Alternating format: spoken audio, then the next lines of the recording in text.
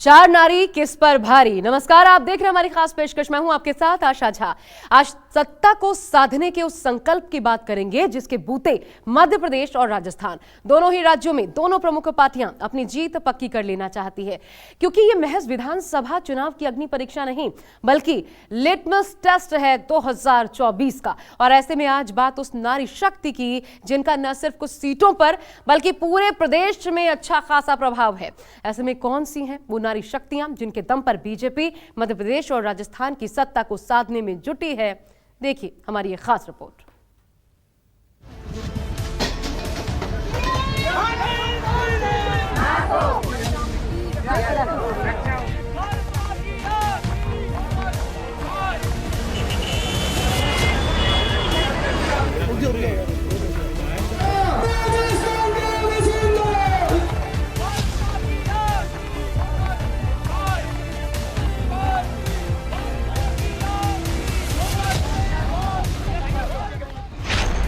MP Rajasthan का चुनावी सफर, 4 महिला नेता बनेंगी किंग मेकर।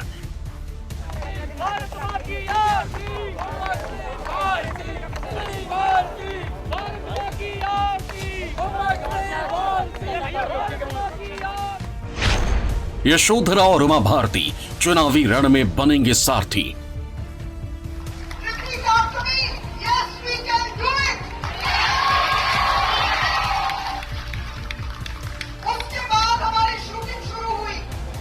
शूटिंग में हमारी बच्ची जो जूनियर दिया कुमारी वसुंधरा जिता पाएंगी मरुधरा।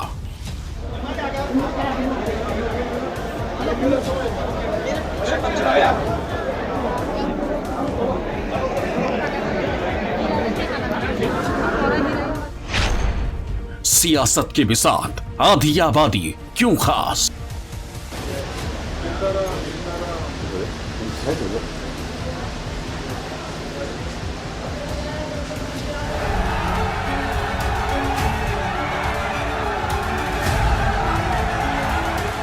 पूरा राजस्थान, पूरा मेवाड़ क्या सोच रहा है, ये आज यहाँ चित्तौड़गढ़ में साफ साफ दिखाई देता है।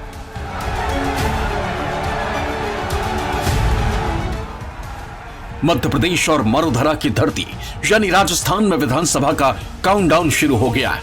मध्य प्रदेश में 17 नवंबर तो राजस्थान में 25 नवंबर को विधानसभा के चुनाव होने। ऐसे में क्या बीजेपी और क्या कांग्रेस दोनों ने अपनी पूरी ताकत झोंक रखी है। बीजेपी के दिग्गज नेता लगातार एमपी और राजस्थान में चुनाव की बागडोर संभाले हुए हैं। पीएम से लेकर बड़े बड़े कैबिनेट मंत्रियों की फौज लगातार चुनावी रैलियां कर रही है। मध्य प्रदेश विधानसभा चुनाव में जीत के लिए बीजेपी एड़ी चोटी का जोर लगा रही है, लेकिन बुंदेलखंड ग्वालियर चंबल की दो बड़ी नेत्री उमा भारती और यशोधरा राजे सिंधिया का चुनावी मैदान में नहीं उतरना क्या बीजेपी के लिए संकट साबित हो सकता है, क्योंकि ये दो वो नेत्री हैं जिनका प्रभाव न सिर्फ बुंदेलखंड ग्वालियर चंबल बल्कि प्रदेश की राजनीति में भी अच्छा खासा रहा है। मध्य प्रदेश में चुनावी महासंग्राम अब चरम पर है। दोनों ही दल दिग्गजों के साथ चुनावी मैदान में हैं, लेकिन इस चुनाव में एक चेहरा ऐसा भी है जो अब तक चुनावी मैदान से दूर है। वो चेहरा जिसने 2003 विधानसभा चुनाव में बीजेपी को 3/4 बहुमत के साथ सत्ता दिलाई। राम मंदिर कांड के दौरान बीजेपी के लिए यूपी समेत अन्य प्रदेशों में आइकॉन रहा। दरअसल बात यहाँ बीजेपी की फायर ब्रांड नेता कही जाने वाली उमा भारती की हो रही है। अपने बेबाक बयानों को लेकर अक्सर सुर्खियों में रहने वाली उमा भारती चुनावी माहौल से दूर है। राजनीतिक गलियारों में उमा भारती को लेकर अलग अलग चर्चाओं का माहौल भी गर्म है, लेकिन इसी बीच उमा भारती के भतीजे और उनके समर्थक कैंडिडेट को टिकट देकर बीजेपी ने डैमेज कंट्रोल करने की कोशिश की। मेहनत का फल मिलना चाहिए। बीजेपी की फायर ब्रांड नेता उमा भारती भले ही इस बार चुनाव से बाहर हों, लेकिन बुंदेलखंड में उमा भारती का प्रभाव देखने को मिलता है। बुंदेलखंड की 26 विधानसभा सीटों पर उमा भारती का असर हमेशा देखने को रहा है, क्योंकि खुद उमा भारती लोधी समुदाय से आती हैं और इस पूरे इलाके में लोधी, ओबीसी और ब्राह्मण वोटर ही तय करते हैं कि किसकी जीत होगी और किसकी हार। भले ही उमा भारती को स्टार प्रचारक की लिस्ट से बाहर कर दिया हो, लेकिन उमा भारती लगातार बीजेपी की जीत के लिए सक्रिय भूमिका निभा रही हैं। ये उमा भारती की मजबूत पकड़ का ही नतीजा है कि शिवराज सरकार में उमा भारती के भतीजे राहुल लोधी को मंत्री बनाया गया, तो उनके करीबी प्रीतम लोधी को बीजेपी ने टिकट देकर चुनावी मैदान में उतारा है। लेकिन बीजेपी की टेंशन ये है कि उमा भारती की नाराजगी अभी दूर नहीं हुई। यही वजह है कि जब उनसे पूछा गया कि प्रदेश में सीएम कौन होगा और क्या वो 2024 का लोकसभा चुनाव लड़ेंगी, तो उन्होंने साफ साफ कह दिया कि वो इस पर कुछ नहीं बोलेंगी और जो बोलना है वो केंद्रीय नेतृत्व को बोलना है। नहीं, मुझे शिवराज जी ने मध्य प्रदेश से लड़ने के लिए कहा था। इस बात को भी 2 साल हो गए कि दीदी अब की बार तो मध्य प्रदेश से लड़िए, तो मैंने कहा था नहीं, अब की बार पार्टी से मैं निवेदन करने वाली हूँ कि किसी तीसरे राज्य से लड़ाएं। मैंने इसके अलावा फिर तय किया है संपादकों के, आपके सबको सूचना दी थी कि भैया अब अच्छा नहीं लगता मेरे द्वारा अपने बारे में बोलना, अब पार्टी से पूछिए, मेरे से मत पूछिए, जगत प्रकाश नड्डा जी से पूछिए अब आप सवाल। मेरे बोलने का टर्न पूरा हो गया 2 साल पहले।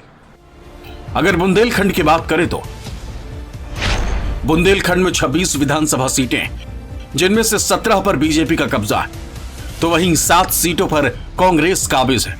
वहीं बीएसपी 1 और सपा के खाते में 1 सीट है। बुंदेलखंड में ओबीसी और ब्राह्मण मतदाता निर्णायक भूमिका में रहते। माना जाता है कि जिन्हें इनका आशीर्वाद मिल गया उसकी जीत तय है। वहीं बीजेपी के लिए यह संभाग बेहद खास माना जाता है, क्योंकि शिवराज कैबिनेट के 5 मंत्री इसी संभाग से मैदान में हैं। रेहली से गोपाल भार्गव, सुर्खी से गोविंद सिंह राजपूत, खुरई से भूपेंद्र सिंह, ब्रिजेंद्र प्रताप सिंह, उमा भारती के भतीजे और खड़गापुर से विधायक मंत्री राहुल लोधी। उमा भारती को यदि वो अलग थलग करने की बात हो रही है तो लोधी वोटर है और महिला वोटर है, इन दोनों के कारण हो रही है। लोधी वोटर को पार्टी को लगता है कि वो प्रहलाद पटेल, जालम सिंह पटेल या प्रीतम लोधी के कारण से वो अपनी तरफ बना के रखेगी, या महिला वोटर उसका उमा भारती का जो है वो शिवराज सिंह चौहान की लाडली बहना योजना के कारण भारतीय जनता पार्टी से जुड़ा रहेगा। वहीं अगर उमा भारती के राजनीतिक सफर पर नजर डाले तो सियासत की बिसात में क्यों है आधी आबादी खास, और वो भी उसमें कद्दावर चेहरे। और उमा भारती आखिर कौन है, बुंदेलखंड में कैसे इनकी पकड़ बेहद मजबूत जानी जाती है, आइए आपको दिखाते हैं इनके बारे में। तो 25 साल की उम्र में पहली बार लोकसभा का इन्होंने चुनाव लड़ा। 1989, 91, 96, 98 में खजुराहो से लगातार जीतती रही हैं उमा भारती। 1999 में भोपाल लोकसभा सीट पर जीत दर्ज की। 2003 में मध्य प्रदेश में उमा भारती के नेतृत्व में बीजेपी को 75% बहुमत मिला और इसके बाद एमपी के सीएम के तौर पर उन्होंने शपथ ली। 2004 में फिर पार्टी के नेताओं के खिलाफ गलत बयानबाजी के कारण उन्हें बीजेपी से निलंबित भी कर दिया गया। लेकिन 2005 में उमा भारती की जगह शिवराज को बनाया गया मुख्यमंत्री। फिर 2006 में अपनी पार्टी बना ली उन्होंने, भारतीय जनशक्ति पार्टी नाम दिया, इसका गठन किया और 2011 में एक बार फिर बीजेपी में शामिल हुई उमा भारती। उसके बाद अगले ही साल 2012 में यूपी के महोबा चरखारी से विधानसभा चुनाव जीती, यानी मध्य प्रदेश से चली गई यूपी। 2014 में यूपी के झांसी संसदीय क्षेत्र से लोकसभा का चुनाव लड़ा और जीता। 2014 में जल संसाधन मंत्री बनी, गंगा सफाई की केंद्रीय मंत्री भी बनी और हमेशा अपने बयानों के लिए मुखर भी रही। उमा भारती को बीजेपी का फायर ब्रांड नेता माना जाता है। वो बेबाकी से अपनी बात रखती। यही वजह है कि महिला आरक्षण पर भी वो पार्टी लाइन से हटकर बयान देने से भी नहीं चूकी। जो 33% आरक्षण पारित हुआ है हमें स्वीकार है, लेकिन ये लागू हम तभी होने देंगे जब इसमें ओबीसी का आरक्षण संशोधन लागू हो जाएगा इसमें। वहीं दूसरी तरफ बात करें ग्वालियर राजघराने की महारानी यशोधरा राजे सिंधिया की, तो उन्होंने खराब सेहत का हवाला देकर चुनाव न लड़ने की बात कही थी। लेकिन यशोधरा राजे सिंधिया के चुनाव न लड़ने और अप्रचार से किनारा करने की बातों से शिवपुरी में सियासी उथल पुथल मची हुई। सियासी गलियारों में यशोधरा की नाराजगी की बातें सामने आ रही थी, लेकिन यशोधरा ने साफ कर दिया कि सेहत खराब होने के चलते प्रचार में भी नहीं जाएंगी। वहीं ये भी साफ कर दिया कि वो बीजेपी की कार्यकर्ता हैं, बीजेपी की जीत ही उनका एकमात्र लक्ष्य है। हमारी लड़की सुदीप्ति हजेला जो इंदौर की है, जो हमारे यहाँ सीख के गई है हमारी एकेडमी में, चुनाव में भी मेहनत करनी पड़ती है, दौरे करने पड़ते हैं और दौरे मेरे से हो नहीं पा रहे थे।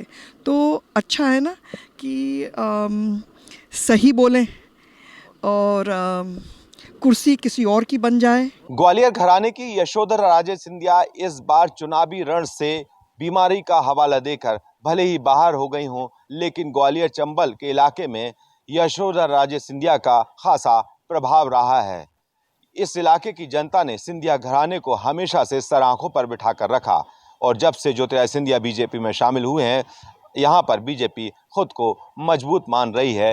यशोधरा राजे सिंधिया भले ही चुनाव नहीं लड़ रही, लेकिन इस इलाके में बीजेपी को मजबूत करने की कोशिश में जुटी हैं।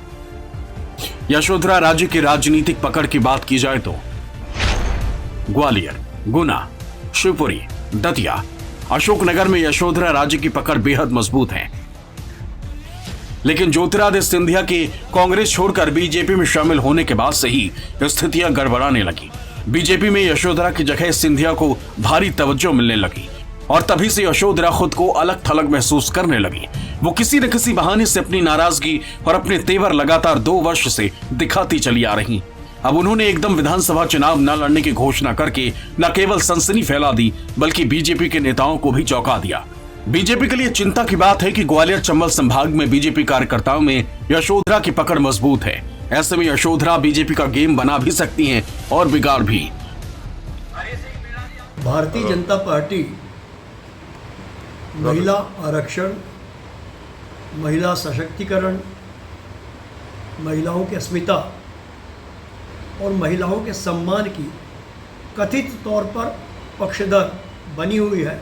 भाजपा को यह बताना चाहिए कि मध्य प्रदेश में भाजपा की ताकत का इजहार करने वाली उमा भारती जी आज उपेक्षित क्यों है? क्या कारण रहा कि यशोधरा राजे जी ने टिकट लेने से इनकार कर दिया? यशोधरा जी की कुछ हेल्थ इश्यूज होने के कारण वे इस बार चुनाव जरूर नहीं लड़ रहे, पर संगठन का विस्तार, संगठन का सुदृढ़ीकरण में दोनों निरंतर कार्यरत हैं।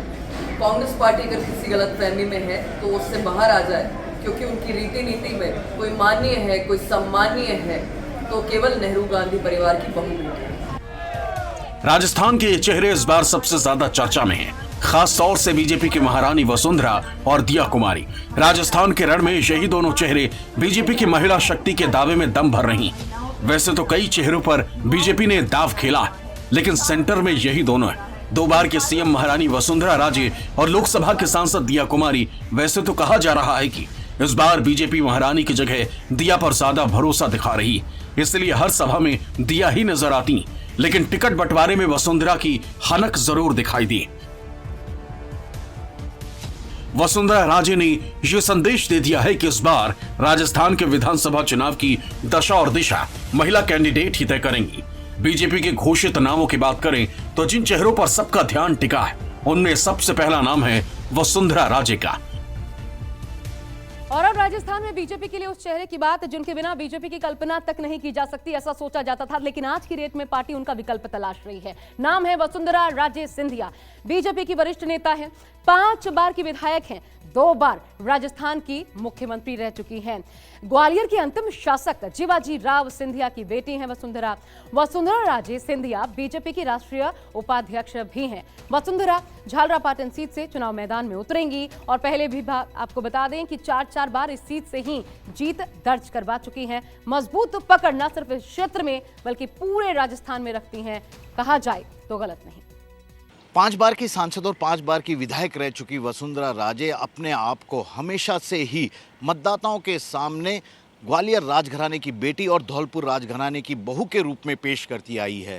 राजपूत, गुजर और जाट समाज सहित 5 समाज के लोगों के साथ सीधे जुड़ाव की बात भी वे कहती आई हैं। यही नहीं, भैरव सिंह शेखावत की राजनीति को उन्होंने बेहतर तरीके से सीखने की कोशिश की और एक बार राजस्थान की राजनीति में कदम रखने के बाद आज तक उन्होंने कभी भी पीछे मुड़ के नहीं देखा। दरअसल राजस्थान की राजनीति में पिछले 2 दशक से कहा जाता है कि बीजेपी की सत्ता में वापसी वसुंधरा राजे के बिना संभव नहीं। यही वजह है कि राजस्थान में वसुंधरा राजे के कद का जब कोई बड़ा नेता तैयार ही नहीं है, तो आखिरकार बीजेपी हाईकमान ने वसुंधरा राजे को लेकर क्या मन बना रखा है। वसुंधरा राजे ने जब राजस्थान की राजनीति में कदम रखा तो उस वक्त भाजपा में उदास और अंतर्कलह की राजनीति चरम पर थी, लेकिन उनका औरा ही कुछ इस तरह था कि साल 2003 के विधानसभा चुनाव में उन्होंने 200 में से 120 सीटों पर धमाकेदार बीजेपी को जीत दर्ज करवा दी। और बीजेपी के लिए यह अपने आप में चौंकाने वाला भी था, क्योंकि इससे पहले बीजेपी कभी भी इतनी सीटों को लेकर राजस्थान में सत्ता में नहीं आ पाई थी। और राजस्थान में भले ही एक बार कांग्रेस और एक बार बीजेपी की सरकार आने की परंपरा है, लेकिन हमेशा से ही वसुंधरा राजे का जादू मतदाताओं के सर चढ़कर बोलता रहा। राजस्थान में बीजेपी ने एक और महिला चेहरे पर अपना विश्वास जताया और वो नाम है सांसद दिया कुमारी का, जिन्हें वसुंधरा के विकल्प के रूप में देखा जा रहा है। वसुंधरा जहां धौलपुर राजघराने की बहू हैं, तो वहीं दिया कुमारी जयपुर के पूर्व राजघराने की बेटी। राजपूत समाज को वसुंधरा का बड़ा समर्थक बताया जाता है, तो दिया कुमारी भी राजपूत ही हैं। वसुंधरा के पास 5 बार सांसद और 5 बार विधायक रहने का राजनीतिक अनुभव है, तो जनसंघ के जमाने से राजनीति में सक्रिय दिया कुमारी के परिवार का भी बीजेपी के साथ जुड़ा इतिहास है। बेशक मान सकते हैं कि उनका एक विकल्प हो सकता है राजघराने को लेकर भी और महिलाओं के उत्थान को लेकर के भी, और एक नया चेहरा जो एक जिसको कह सकते हैं एक लाइमलाइट वाला चेहरा है, जो एक ऐसा जाना पहचाना चेहरा है। भवानी सिंह जी और जयपुर राजघराना जो है, भवानी सिंह जी भी चुनाव लड़ चुके हैं पहले, जैसे बीकानेर के अंदर जो है करणी सिंह जी की विरासत के रूप में सिद्धि कुमारी जी को जाना जाता है, तो यहाँ पर जो है जयपुर राजघराने की एक विरासत के रूप में जिसे राजस्थान के आप चेहरा मान सकते हैं, ऐसी बात नहीं है, उनको विकल्प के तौर पर। दिया पूर्व सांसद गायत्री देवी की पुत्री है। दिया कुमारी को बीजेपी ने जयपुर के विद्याधर नगर विधानसभा सीट से प्रत्याशी घोषित किया। 2013 में सवाई माधोपुर से विधायक का चुनाव जीती और उसके बाद साल 2019 में राजसमंद से लोकसभा चुनाव में जीत दर्ज की। इस बार वो फिर से जयपुर के विद्याधर नगर से बीजेपी की सबसे सुरक्षित सीट से विधानसभा का चुनाव लड़ रही हैं। मध्य प्रदेश और राजस्थान में आधी आबादी के नेतृत्व करने वाली ये नेत्रियां क्या आने वाले चुनाव में प्रभाव डाल पाएंगी, ये तो वक्त ही बताएगा। लेकिन हर बीतते दिन के साथ दोनों राज्यों की सियासत में गर्माहट तेज होती जा रही है। अब देखना दिलचस्प होगा कि प्रदेश की जनता किसे स्वीकारती है और किसे नकार देती है। भोपाल से विपिन श्रीवास्तव के साथ जयपुर से केजे श्रीवास्तव, न्यूज़ 24।